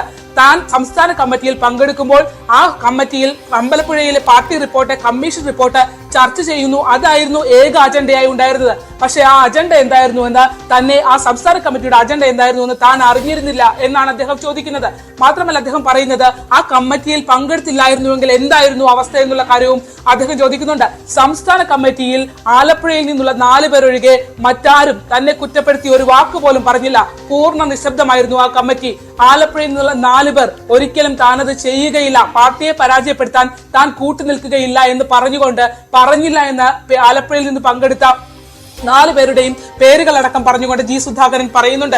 മാത്രമല്ല ആ കമ്മിറ്റിയിൽ, സംസ്ഥാന കമ്മിറ്റിയിൽ എത്തി കാര്യങ്ങൾ വിശദീകരിക്കാൻ കഴിഞ്ഞതുകൊണ്ട് മാത്രമാണ്, കണക്കുകൾ നിരത്തി പറഞ്ഞതുകൊണ്ട് മാത്രമാണ് അന്ന് സംസ്ഥാന സെക്രട്ടേറിയറ്റ് തന്നെ പുറത്താക്കാൻ എടുത്ത തീരുമാനത്തിൽ നിന്ന് പിന്നോട്ട് വരികയും അതിൽ തിരുത്തലുണ്ടായി താക്കീതിലേക്ക് കാര്യങ്ങൾ ചുരുങ്ങുകയും ചെയ്തു എന്നുള്ളതാണ് ജി സുധാകരൻ വ്യക്തമാക്കുന്നത്. മാത്രമല്ല എളമരം കരീമിനെതിരെ ഗുരുതരമായ ആരോപണം ഉന്നയിക്കുന്ന ജി സുധാകരൻ ഇപ്പോഴുണ്ടാകുന്ന തിരിച്ചടി, അതായത് ഈ തെരഞ്ഞെടുപ്പിലുണ്ടായ ഇടതുപക്ഷം നേരിട്ട, പ്രത്യേകിച്ച് CPM നേരിട്ട തിരിച്ചടിയെ വലിയ തോതിൽ അദ്ദേഹം ചോദ്യം ചെയ്യുന്നുണ്ട്. എളമരം കരീം സ്വന്തം നാട്ടിൽ തോറ്റത് 1.5 ലക്ഷം വോട്ടിനാണ്. കഴിഞ്ഞ തവണ മത്സരിച്ച പ്രദീപ് കുമാറിനേക്കാൾ ഏകദേശം 65,000-ഓളം വോട്ടുകളുടെ വ്യത്യാസം വന്നു. ആ വ്യത്യാസം കരീമിനെ ബോധപൂർവം ആരെങ്കിലും തോൽപ്പിച്ചതാണോ എന്നുള്ള ഇതിൽ മറുപടി പറയണം എന്നുള്ളതാണ്. അതായത് 11,600 വോട്ടിന് അമ്പലപ്പുഴയിൽ വിജയിച്ചെടുത്ത, അതായത് PK ചന്ദ്രാനന്ദനും VS അച്യുതാനന്ദനും പരാജയപ്പെട്ട മണ്ഡലമാണ് അമ്പലപ്പുഴ. അവിടെയാണ് ഏറ്റവും പുതിയ, അതായത് ആദ്യമായി തെരഞ്ഞെടുപ്പിൽ മത്സരിക്കുന്ന H സലാം 11,600 വോട്ടിനെ വിജയിക്കുന്നത്. വിജയിച്ചെടുത്ത് അന്വേഷണം നടത്തിയ CPM അല്ലെങ്കിൽ പാർട്ടി നേതൃത്വം എളമരം കരീം തോറ്റ ഇത്രയധികം വോട്ട് വ്യത്യാസം വന്ന സ്ഥലത്ത് അന്വേഷണം നടത്തുമോ? ആ തോൽവിയുടെ പിന്നിൽ, ആ തോൽവിയുടെ ഉത്തരവാദിത്തം ആരെങ്കിലും ഏറ്റെടുക്കാൻ തയ്യാറാവുമോ? എന്തുകൊണ്ട് അവിടെയൊക്കെ, അല്ലെങ്കിൽ ഈ ഘട്ടത്തിൽ പാർട്ടി നേരിട്ട തിരിച്ചടിയിൽ എന്തുകൊണ്ട് ഇപ്പോഴെടുക്കുന്ന സമീപനം 11,600 വോട്ടിന് ജയിച്ചെടുത്ത് തന്നോട് കാണിച്ചില്ല എന്നുള്ളതാണ്. മനസ്സിലാക്കാതെ പോയി എന്നുള്ളതിന്റെ അത്യന്തം വിഷമത്തോടു കൂടിയുള്ള പ്രതികരണമായിരുന്നു. ഒട്ടേറെ ചോദ്യങ്ങളാണ് ജി സുധാകരൻ ഉന്നയിച്ചത്. അതിൽ അമ്പലപ്പുഴയിലെ ജയത്തെക്കുറിച്ച് അന്വേഷിച്ചപ്പോൾ കോഴിക്കോട്ടെ വൻ തോൽവിയെക്കുറിച്ച് അന്വേഷിക്കേണ്ട എന്ന ഉപചോദ്യം കൂടി അദ്ദേഹം ഉന്നയിക്കുകയാണ്. പാർട്ടി തിരുത്തലുകൾ വരുത്തണം എന്നുള്ള കാര്യം തന്നെയാണ് അദ്ദേഹം ആവശ്യപ്പെടുന്നത്. ഇപ്പോൾ VV അരുൺ ചേരുകയാണ്. അരുൺ, നേതൃയോഗങ്ങൾ നടക്കുന്ന സമയത്താണല്ലോ ജി സുധാകരൻ ഇങ്ങനെയൊരു കാര്യങ്ങൾ, ഇത്രയും വലിയ കാര്യങ്ങൾ പറഞ്ഞിട്ടുള്ളത്. പക്ഷേ ഇത് പാർട്ടിയിൽ നിന്ന് നടപടി നേരിട്ട ഒരാൾ എന്ന രീതിയിൽ കണക്കാക്കുകയുള്ളൂ എന്ന കാര്യത്തിൽ സംശയമില്ലല്ലോ. പക്ഷേ സമാനമായ രീതിയിലുള്ള പ്രതികരണങ്ങൾ നേതൃയോഗങ്ങളിലും ഉണ്ടാകുവാനുള്ള സാഹചര്യമുണ്ടോ? അങ്ങനെ ഉണ്ടാകുമോ? എന്തെല്ലാം തിരുത്തലുകളിലേക്ക് പോകും? ഇതൊക്കെയാണല്ലോ ഇനി ഉയർന്നു വരുന്ന ചോദ്യങ്ങൾ. എന്തെങ്കിലും പുതിയ വിവരങ്ങൾ നേതൃയോഗങ്ങളിൽ നിന്ന് കിട്ടുന്നുണ്ടോ? മഞ്ജുഷ, സുധാകരന്റെ ഈ തുറന്നു പറച്ചിൽ അദ്ദേഹത്തിന്റെ പരിഭവം പറച്ചിലായി മാത്രം കാണണ്ട, വ്യക്തിപരമായ ഒരു പ്രശ്നമായി മാത്രം കാണണ്ട. അദ്ദേഹം പറയുന്നത് കഴിഞ്ഞ ദിവസം തോമസ് ഐസക്, CPM കേന്ദ്ര കമ്മിറ്റി അംഗം തോമസ് ഐസക്, പാർട്ടി തിരുത്തേണ്ട കാര്യങ്ങളുണ്ട്, ജനങ്ങളെ കേൾക്കണം, ജനങ്ങൾ അല്ലാതെ പാർട്ടിയില്ല തുടങ്ങിയ പരാമർശങ്ങളുമായി തോമസ് ഐസക് രംഗത്ത് വന്നിരുന്നു. അതും ഇതുമായി ചേർത്ത് വായിക്കണം. CPM-ലെ പ്രധാനപ്പെട്ട നേതാക്കൾക്ക് തന്നെ ജി സുധാകരൻ ബ്രാഞ്ച് അംഗം മാത്രമാണെങ്കിലും അദ്ദേഹം പാർട്ടിയുടെ എണ്ണപ്പെട്ട നേതാക്കളിൽ ഒരാളാണ്. ആലപ്പുഴയിൽ അത്രയധികം സ്വാധീനം ചെലുത്തിയ, സംസ്ഥാനത്തുടനീളം ആ രീതിയിൽ പ്രവർത്തിച്ച നേതാവാണ്. അത്തരം നേതാക്കൾ തുറന്നു പറയുന്നത് പാർട്ടിയോട്, പാർട്ടി നേതൃത്വത്തോട്, ഇപ്പോൾ നേതൃത്വം നൽകുന്നവരോട്, അണികൾക്ക് പറയാനുള്ള കാര്യങ്ങളായി കൂടി കാണേണ്ടതുണ്ട്. അത് പറയാൻ തിരഞ്ഞെടുത്ത ഘട്ടം കൂടി നമ്മൾ പരിശോധിക്കണം. മഞ്ജു സൂചിപ്പിച്ച പോലെ CPM-ന്റെ സംസ്ഥാന സെക്രട്ടേറിയറ്റ് യോഗം ഇന്നലെ ചേർന്നു, ഇന്നും ചേരുന്നു. 3 ദിവസം സംസ്ഥാന കമ്മിറ്റി യോഗം. തെരഞ്ഞെടുപ്പ് പരാജയവും അത് മറികടക്കാനുള്ള തിരുത്തു നടപടികളും ചർച്ച ചെയ്യുന്ന യോഗം പുരോഗമിക്കുമ്പോഴാണ് ഇത്തരം തുറന്നു പറച്ചിലുകൾ, മുന്നറിയിപ്പുകൾ, ചൂണ്ടിക്കാണിക്കലുകൾ CPM-ന്റെ സമുന്നത നേതാക്കൾ നടത്തുന്നത്. അതിൻ്റെ ഒരു പ്രതിഫലനം, അനുരണനം സംസ്ഥാന നേതൃയോഗങ്ങളിൽ ഉണ്ടാകുമെന്നാണ് പ്രതീക്ഷിക്കപ്പെടുന്നത്. ഇതേ ശക്തിയോടുകൂടി സുധാകരൻ അതേ ശക്തിയോടുകൂടി പിണറായി വിജയന്റെ മുഖത്ത് നോക്കി പറയാൻ ആരും തയ്യാറായില്ലെങ്കിൽ പോലും CPM നേതൃയോഗങ്ങളിലും ഇത്തരം വിഷയങ്ങൾ, സർക്കാരിന് എതിരായ വിഷയങ്ങളുണ്ട്, ഭരണത്തിനെതിരായ വികാരങ്ങളുണ്ട്. ജനങ്ങളുടെ ആ വികാരമാണ് തിരഞ്ഞെടുപ്പിൽ പ്രതിഫലിച്ചതെന്ന് അഭിപ്രായം ഉയരുമെന്ന് തന്നെയാണ് പ്രതീക്ഷിക്കപ്പെടുന്ന. അത്തരത്തിൽ ചർച്ചകൾ ഇതിനകം നടന്നതായും വിവരം ലഭിക്കുന്നുണ്ട്. ഏതായാലും വളരെ പ്രധാനപ്പെട്ട വിഷയം, CPM-ൽ മറ്റു പാർട്ടികളുള്ളതുപോലെയല്ല നേതാക്കൾ ഇത്തരത്തിൽ പരസ്യമായ അഭിപ്രായ പ്രകടനം നടത്താറില്ല. പാർട്ടി കമ്മിറ്റികളിലാണ് പറയുന്നത്. അതിന് പകരം ആ പതിവ് വിട്ട് നേതാക്കൾ തുറന്നു പറയാൻ, മാധ്യമങ്ങളോട് പറയാൻ, നേതൃത്വം ഇത് മനസ്സിലാക്കണമെന്ന് പറയാൻ കൂടി തയ്യാറാകുന്നു എന്നതാണ് ഇന്നലെ തോമസ് ഐസക്കിന്റെയും ഇന്ന് ജി സുധാകരന്റെയും ഈ തുറന്നു പറച്ചിലുകൾ നൽകുന്ന സൂചന. ശരി, VV അരുണും ശരണ്യ സ്നേഹജനുമാണ് വിവരങ്ങൾ നൽകിയത്. എന്തായാലും CPM-ൽ കാര്യങ്ങൾ നല്ല രീതിയിലല്ല ഇപ്പോൾ മുന്നോട്ട് പോകുന്നത്. തെരഞ്ഞെടുപ്പിലെ വൻ തോൽവിക്ക് ശേഷം നേതാക്കൾ കാര്യങ്ങൾ തുറന്നു പറയാനും തുടങ്ങിയിരിക്കുകയാണ്. മറ്റു വാർത്തകളിലേക്ക് പോവുകയാണ്. സംസ്ഥാനത്ത് ബലി പെരുന്നാൾ ആഘോഷിക്കുകയാണ്. മസ്ജിദുകളിൽ രാവിലെ പെരുന്നാൾ നമസ്കാരം നടന്നു. തിരുവനന്തപുരം പാളയത്ത് ഇമാം VP സുഹൈബ് മൗലവി നമസ്കാര ചടങ്ങുകൾക്ക് നേതൃത്വം നൽകി.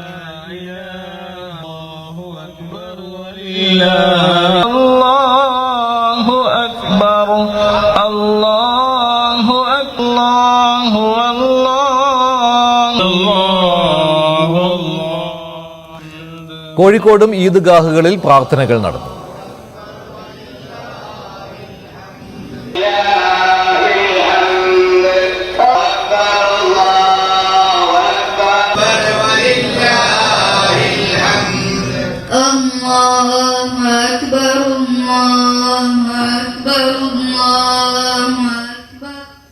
മലപ്പുറത്ത് മഅദീൻ ഗ്രാൻഡ് ജുമാ മസ്ജിദിൽ ജലീൽ സഖാഫി കടലുണ്ടി ഈദ് സന്ദേശം നൽകി.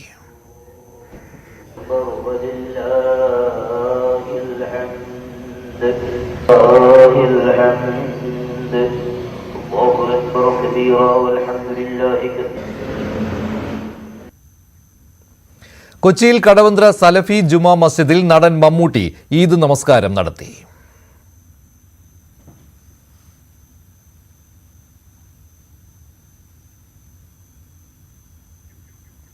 ഷാഫി പറമ്പിൽ MP പട്ടാമ്പി ഓങ്ങല്ലൂർ കാരക്കാട് പള്ളിയിൽ പ്രാർത്ഥന നടത്തി.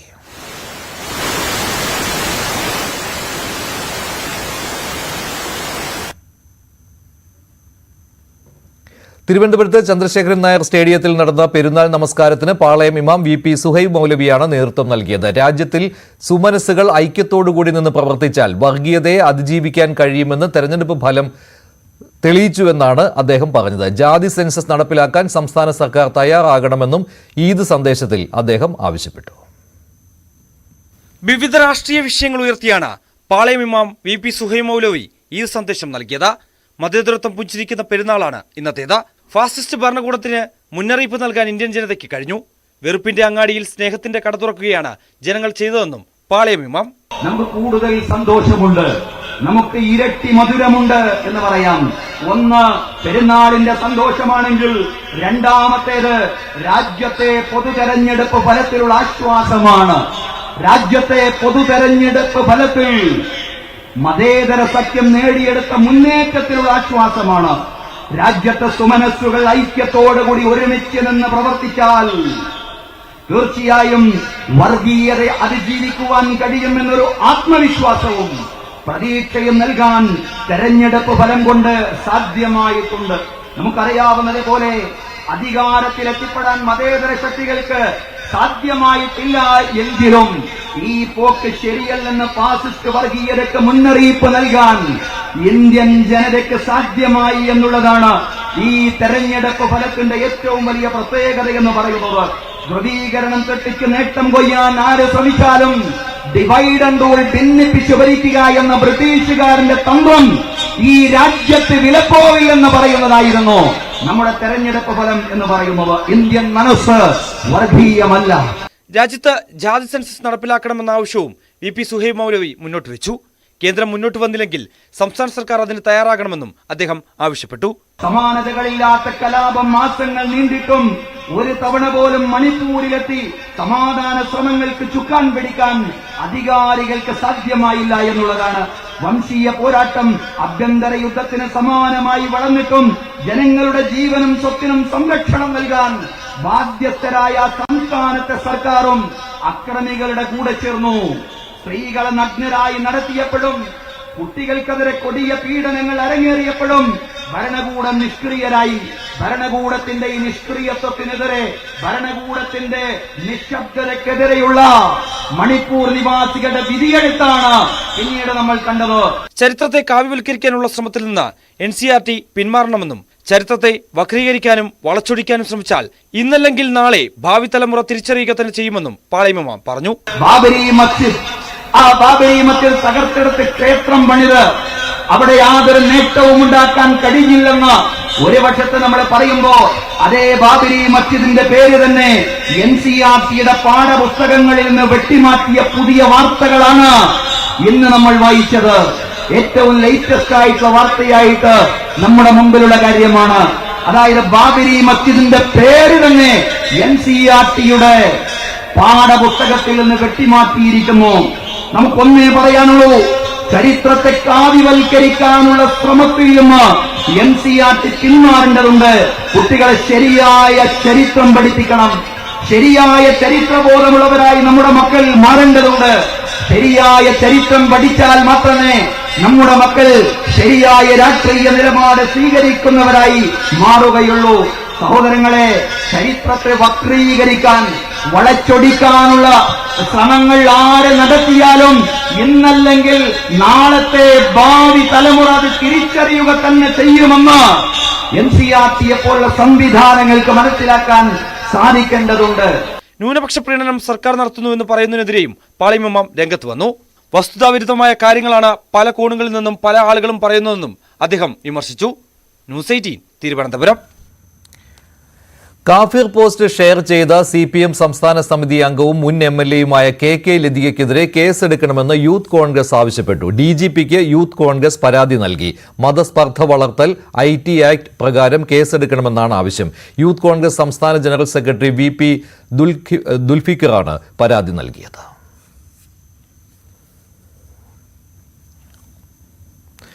ബംഗാളിൽ ട്രെയിനുകൾ കൂട്ടിയിടിച്ച് 15 മരണം. ജയ്പാൽഗുഡിൽ ചരക്ക് തീവണ്ടിയും കാഞ്ചൻജംഗ എക്സ്പ്രസും കൂട്ടിയിടിച്ചാണ് ഇത്ര വലിയ അപകടമുണ്ടായത്. അപകടത്തിൽ നിരവധി പേർക്ക് പരുക്കേറ്റിട്ടുണ്ട്. രാവിലെ 9:30ഓടെയായിരുന്നു അപകടം നടന്നത്.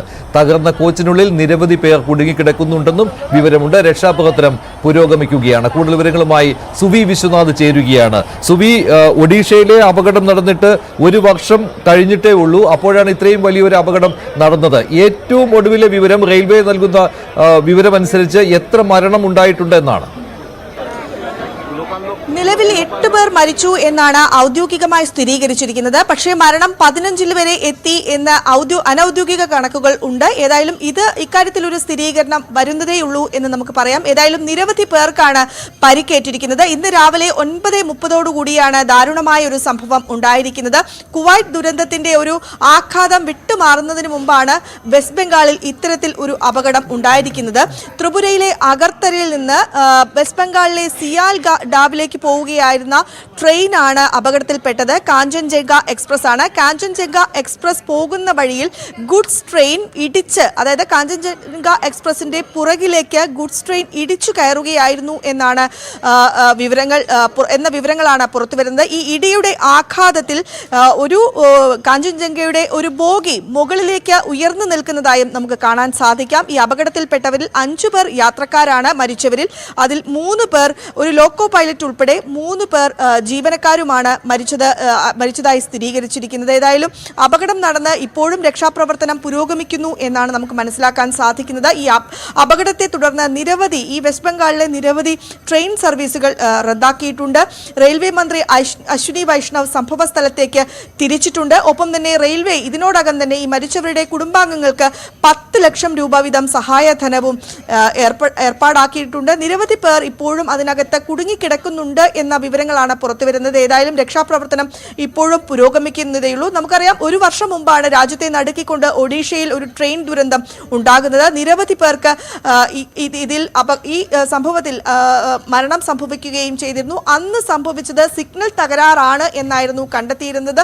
അതിൽ CBI അന്വേഷണം നടന്നുകൊണ്ടിരിക്കുകയാണ്. ഇപ്പോഴും അത്തരത്തിൽ ഒരു സിഗ്നൽ തകരാറ് സംഭവിച്ചോ എന്നത് സംബന്ധിച്ച് ഒരു ദുരൂഹത ആളുകൾ പറഞ്ഞു വെക്കുന്നത്. അത് സംബന്ധിച്ചൊരു സൂചനകൾ പുറത്തു വരുന്നുണ്ട്. ഒരേ ട്രാക്കിൽ തന്നെയായിരുന്നു 2 ട്രെയിനുകളും എന്ന കാര്യം ഉറപ്പായിട്ടുണ്ടല്ലോ. അപ്പോൾ ഈ കവച് സംവിധാനത്തിന്റെ കാര്യക്ഷമതയില്ലായ്മയൊക്കെ ഇപ്പോഴും ചർച്ചയാവുകയല്ലേ? ഒഡീഷയിലെ അപകട സമയത്തുണ്ടായ അതേ കാര്യങ്ങൾ തന്നെ. തീർച്ചയായും ഒഡീഷയുടെ അപകട സമയത്തുണ്ടായിരുന്നത് പോലെയുള്ള സാഹചര്യം തന്നെയാണ് നിലവിൽ ഉണ്ടായിരിക്കുന്നത്. സിഗ്നലിൽ തകരാർ ഉണ്ടായി, അതാണ് ഗുഡ്സ് ട്രെയിൻ ഒരേ ട്രാക്കിലൂടെ കടന്നു വരാനുണ്ടായ ഒരു സാഹചര്യം എന്ന വിലയിരുത്തലുകളാണ് പുറത്തുവരുന്നത്.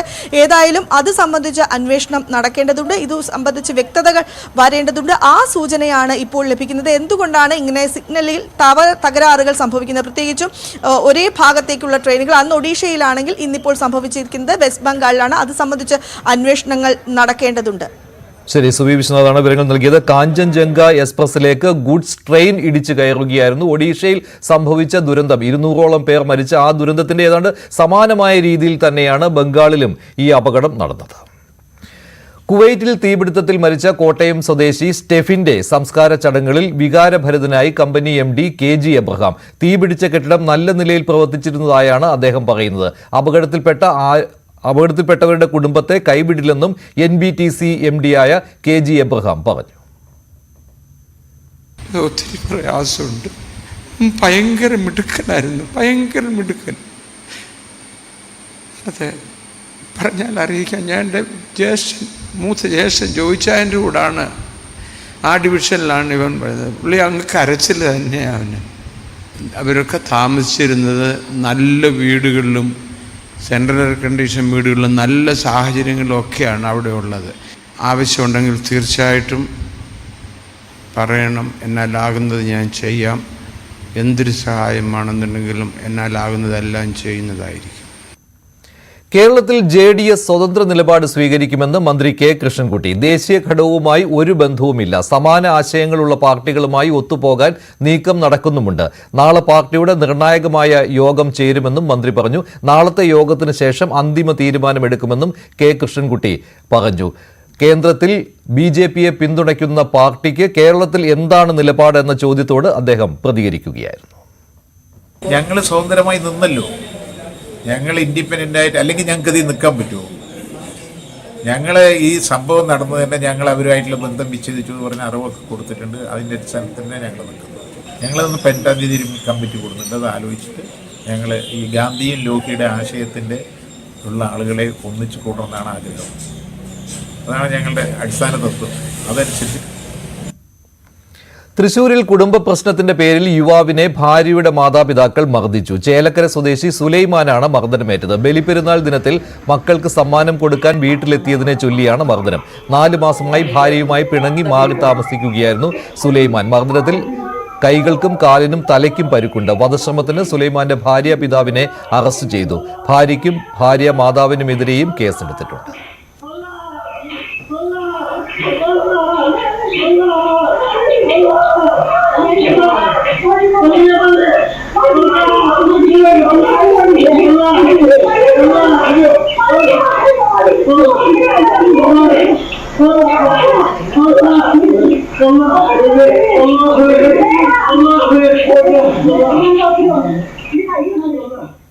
കൊച്ചി പനമ്പള്ളി നഗറിൽ വീട് കുത്തി തുറന്ന് മോഷണം. രവിപുരം റെയിൽവേ ഗേറ്റിന് സമീപമാണ് ഈ സംഭവം ഉണ്ടായത്. ഇതര സംസ്ഥാനക്കാരായ 2 മോഷ്ടാക്കളുടെ ചിത്രം CCTVയിൽ പതിഞ്ഞിട്ടുണ്ട്. മാരകായുധങ്ങളുമായി എത്തിയാണ് മോഷണം നടത്തിയത്. വീട്ടുടമ മുംബൈയിൽ പോയിരിക്കുകയായിരുന്നു. വിവരങ്ങളുമായി നവമി ദിനേശിന്റെ റിപ്പോർട്ടിലേക്ക്. ശനിയാഴ്ച പുലർച്ചെയാണ് ലൂയിസ് ഫിലിപ്പ് എന്ന വ്യക്തിയുടെ വീട്ടിൽ മോഷണം നടന്നത്. CCTV പരിശോധിച്ചതിൽ നിന്നാണ് മോഷണ വിവരം കുടുംബം അറിയുന്നത്. ഇവർ വ്യാഴാഴ്ച മകന്റെ വീട്ടിലേക്ക്, മുംബൈയിലുള്ള മകനെ കാണാൻ വേണ്ടി പോയിരുന്നു. നാളെ മാത്രമേ തിരിച്ചെത്തൂ. ഇത് അറിഞ്ഞുകൊണ്ട് തന്നെയാണ് കൃത്യമായി ഈ വീട്ടിൽ മോഷണം നടത്തിയതെന്നുള്ള നിഗമനത്തിലാണ് പോലീസ് എത്തിയത്. ഈ വീട്ടിന് സമീപത്ത് താമസിച്ചിരിക്കുന്ന ഇതര സംസ്ഥാന തൊഴിലാളികളിലെ 2 പേരെ ആണ് പോലീസിന് സംശയമുള്ളത്. ഈ CCTV ദൃശ്യങ്ങളിൽ നിന്നും ആണ് ഈ ഇതര സംസ്ഥാന തൊഴിലാളികളായ 2 യുവാക്കളാണെന്ന നിഗമനത്തിൽ പോലീസ് എത്തുകയും ചെയ്തത്. വീട് പുലർച്ചെ, ശനിയാഴ്ച പുലർച്ചെയാണ് സംഭവം. വീട്ടിൽ ആരുമില്ല എന്ന് അറിഞ്ഞുകൊണ്ടാണ് ഈ 2 യുവാക്കൾ മതിൽ ചാടിക്കടന്ന് വീട്ടിന്റെ ഉള്ളിലേക്ക് കയറിയേക്കും. അവിടെ നിന്ന് വീടിന്റെ വാതിലുകൾ അടക്കം കുത്തിപ്പൊളിച്ചാണ് മോഷണം നടത്തിയിരിക്കുന്നത്. കയ്യിൽ മാരകായുധങ്ങളും കരുതിയിട്ട് തന്നെയാണ് ഈ മോഷ്ടാക്കൾ എത്തിയത്. എന്തായാലും പോലീസ് CCTV ദൃശ്യങ്ങൾ പരിശോധിച്ചു വരികയാണ്. വീട്ടിൽ നിന്ന് എത്ര രൂപയാണ് മോഷണം പോയതെന്ന് ഇപ്പോഴും വ്യക്തമായിട്ടില്ല. ഈ വീട്ടുടമ ഒരു തടി വ്യാപാരി കൂടിയാണ്. അദ്ദേഹത്തിന് അതുമായി ബന്ധപ്പെട്ട് കുറച്ച് കാശ് കയ്യിൽ കിട്ടിയിരുന്നു. ഇത് വീട്ടിൽ സൂക്ഷിച്ചതിന് ശേഷമാണ് മുംബൈയിലേക്ക് പോയത്. അപ്പോൾ ഇത് അറിഞ്ഞുകൊണ്ട് തന്നെയാണ് ഈ മോഷണം നടന്നതെന്നൊരു നിഗമനത്തിൽ കൂടിയാണ് പോലീസ് എത്തി നിൽക്കുന്നത്. ഈ വീട്ടുടമ നാട്ടിലേക്ക് തിരിച്ചെത്തിയാൽ മാത്രമേ വീട്ടിൽ നിന്നും പണം മാത്രമാണോ മറ്റേതെങ്കിലും വസ്തുക്കൾ മോഷണം പോയിട്ടുണ്ടോ എന്ന് കൃത്യമായി അറിയാൻ സാധിക്കുകയുള്ളൂ. എന്തായാലും പോലീസ് അന്വേഷണം നടത്തുകയാണ്. ഈ CCTV ക്യാമറകൾ കേന്ദ്രീകരിച്ചും അതോടൊപ്പം സമീപത്ത് താമസിക്കുന്ന ഇതര സംസ്ഥാന തൊഴിലാളികളെയും പോലീസ് ചോദ്യം ചെയ്തു വരികയാണ്. ഈ ദൃശ്യങ്ങൾ കാണാൻ വളരെ ഞെട്ടിപ്പിക്കുന്ന സംഭവം തന്നെയാണ്. മുഖംമൂടി ധരിച്ചാണ് 2 യുവാക്കളും രാത്രി വീട്ടിലേക്ക് മതിലുകൾ ചാടിക്കടന്ന് വീട്ടിന്റെ ഉള്ളിലേക്ക് വരികയും ഈ വീട്ടിലെ അലമാരകളും ഒപ്പം കതകുമൊക്കെ കുത്തിപ്പൊളിച്ചത് വീട്ടിന്റെ അലമാരയിൽ ഇരുന്ന വസ്ത്രങ്ങളെല്ലാം വലിച്ചു വാരി ഇട്ടിരിക്കുന്ന ഒരു സാഹചര്യത്തിലാണ് കാണപ്പെട്ടത്. എന്തായാലും ഈ വീട്ടുടമയുടെ ബന്ധുക്കളൊക്കെ സ്ഥലത്ത് എത്തിയിട്ടുണ്ട്. പോലീസിന് വേണ്ട സഹായങ്ങളെല്ലാം ചെയ്തു കൊടുക്കുന്നുമുണ്ട്. എന്തായാലും വീട്ടുടമ നാളെ നാട്ടിലേക്ക് എത്തും. അതിനുശേഷം മാത്രമേ കൂടുതൽ എത്ര രൂപയാണ് മോഷണം പോയത്, സ്വർണ്ണാഭരണങ്ങൾ നഷ്ടപ്പെട്ടു എന്നടക്കമുള്ള കാര്യങ്ങളിൽ ഒരു കൃത്യത വരികയുള്ളൂ. സേലം കൊച്ചി ദേശീയപാതയിൽ കോയമ്പത്തൂരിൽ മലയാളികൾ ആക്രമിക്കപ്പെട്ട സംഭവത്തിൽ കുന്നത്തുനാട് പോലീസിനെതിരെ പരാതി. പോലീസ് മോശമായി പെരുമാറിയെന്നാണ് ആക്ഷേപം. സ്പെഷ്യൽ ബ്രാഞ്ച് ഡിവൈഎസ്പിയോട് അന്വേഷിച്ച് റിപ്പോർട്ട് നൽകാൻ ആലുവ റൂറൽ എസ്പി നിർദ്ദേശം നൽകിയിട്ടുണ്ട്. കൂടുതൽ വിവരങ്ങളുമായി നവമി ദിനേശ് ചേരുകയാണ്. നവമി, 2 ദിവസം മുൻപ് സേലം കൊച്ചി ദേശീയപാതയിൽ മലയാളികളായ കാർ യാത്രക്കാർ ആക്രമിക്കപ്പെട്ട സംഭവം ഉണ്ടായിരുന്നു. ഇതിൽ എങ്ങനെയാണ് കുന്നത്തുനാട് പോലീസിന്റെ ഇൻവോൾവ്മെന്റ് വരുന്നത്? അവിടെ മധുക്കര പോലീസും പാലക്കാട് പോലീസുമാണല്ലോ അന്വേഷണം നടത്തുന്നത്.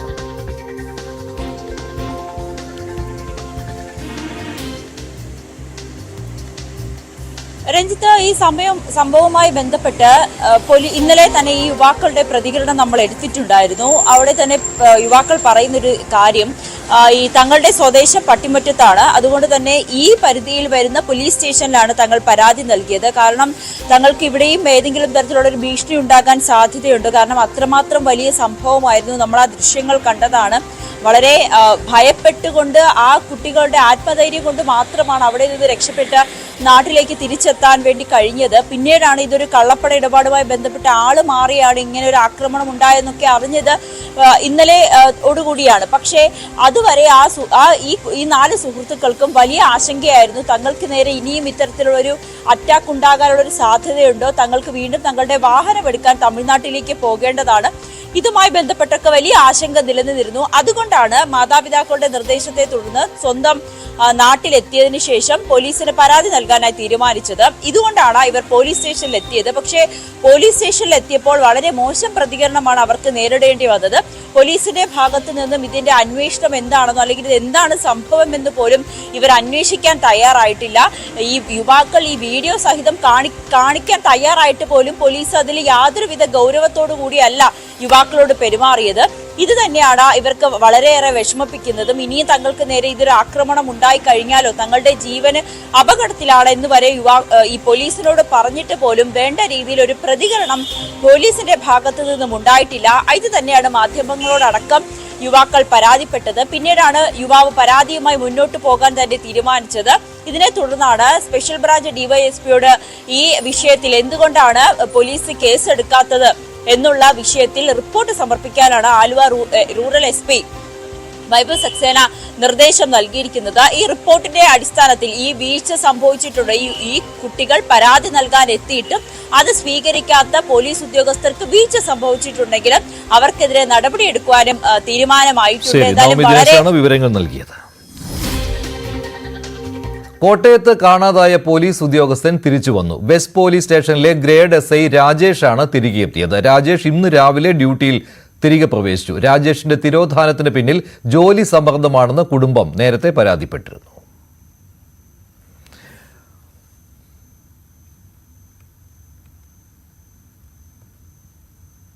പാലക്കാട് തൃത്താലയിൽ നിർത്തിയിട്ട വാഹനം പരിശോധിക്കാനെത്തിയ SIയെ കാറിടിച്ച് പരിക്കേൽപ്പിച്ച കേസിൽ 2ാം പ്രതിയും കസ്റ്റഡിയിലായി. കാർ ഓടിച്ചിരുന്ന അലന്റെ സുഹൃത്ത് ഒറ്റപ്പാലം സ്വദേശി അജീഷാണ് പിടിയിലായത്. കൊലപ്പെടുത്തണമെന്ന ഉദ്ദേശത്തോടെ SIയുടെ നേർക്ക് വാഹനം ഇടിച്ചു കയറ്റിയെന്നാണ് FIRൽ പറയുന്നത്. കൊലപാതക ശ്രമം, ഔദ്യോഗിക കൃത്യനിർവഹണം തടസ്സപ്പെടുത്തൽ തുടങ്ങി 5 വകുപ്പുകൾ പ്രകാരമാണ് കേസെടുത്തിട്ടുള്ളത്. പരിക്കേറ്റ Thrithala grade SI PK Sasikumar അപകടനില തരണം ചെയ്തു.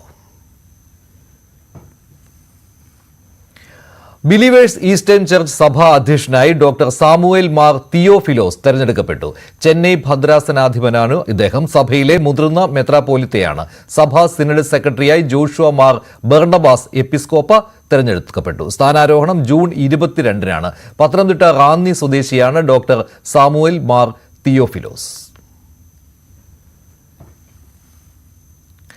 ലോക്സഭാ സ്പീക്കർ ആരായിരിക്കണം എന്ന കാര്യത്തിൽ സസ്പെൻസ് തുടരുകയാണ്. പദവിയിലേക്ക് TDPയെ പിന്തുണച്ച് ഇന്ത്യ സഖ്യം രംഗത്ത് വന്നു. TDP സ്ഥാനാർത്ഥിയെ നിർത്തിയാൽ പിന്തുണയ്ക്കുമെന്നാണ് ശിവസേന ഉദ്ധവ് വിഭാഗം അറിയിച്ചത്. ഇന്നലെ രാജ്നാഥ് സിംഗിന്റെ വസതിയിൽ ചേർന്ന NDA യോഗത്തിലും ഈ വിഷയം ചർച്ചയായിരുന്നു. ഇനി സ്വർണം വെള്ളി നിരക്കുകൾ കൂടി നോക്കാം. കവിത ഗോൾഡ് ആൻഡ് ഡയമണ്ട്സ് ഇന്നത്തെ സ്വർണം വെള്ളി നിരക്കുകൾ നിങ്ങൾക്കായി സമർപ്പിക്കുന്നത് wedding collections from Kavitha gold and diamonds. സ്വർണം 22 ക്യാരറ്റ് ഗ്രാമിന് 6625, പവന് 53,000 രൂപ. 18 ക്യാരറ്റ് ഗ്രാമിന് 5530, പവന് 44,240 രൂപ. വെള്ളി ഗ്രാമിന് 95 രൂപ, കിലോയ്ക്ക് 95,000 രൂപ. കവിത ഗോൾഡ് ആൻഡ് ഡയമണ്ട്സ് ഇന്നത്തെ സ്വർണം വെള്ളി നിരക്കുകൾ നിങ്ങൾക്കായി സമർപ്പിക്കുന്നത് wedding collections from Kavitha gold and diamonds. ഇടവേളയ്ക്ക് ശേഷം സ്പോട്ട് ലൈവ് ടോം കുര്യാക്കോസ് ചേരും. ഈ ആലപ്പുഴയുടെ തെളിവ് കൊടുക്കാൻ പോയ മുഴുവൻ ആളെയും 8 പേര് എൻ്റെ പേരുള്ള തെറ്റാന്ന് പറഞ്ഞാൽ ഭീഷണിപ്പെടുത്തിയെന്നാണ് അവരുടെ അടുത്ത് പറഞ്ഞത്. ഞാൻ ആദ്യമായിട്ടാണ് ഇപ്പം തന്നെ ഇത്രയെങ്കിലും പറയുന്നത്. നരേന്ദ്രമോദിയെ കുറെ കൂടെ ആക്ഷേപിക്കണമെന്നൊക്കെ ചെല്ലും, അത് തീവ്രവാദപരമായി ചെന്നത്. നമ്മൾ ആക്ഷേപിക്കാനൊന്നും നമുക്ക് പറ്റില്ല. അയാളെ ഞാൻ ജനാധിപത്യത്തിലെ ഏകാധിപത്യം എന്നതിൽ പറഞ്ഞിട്ടുണ്ട്. വോട്ട് കുറവായതുകൊണ്ട് BJPയുടെ ഹിന്ദു കമ്മ്യൂണാലിസം ബേസ്ഡ് ആയിട്ടുള്ള ഐഡിയോളജിയെ വില കുറച്ച് കാണുന്നത് അതിൻ്റെ കൂടെ.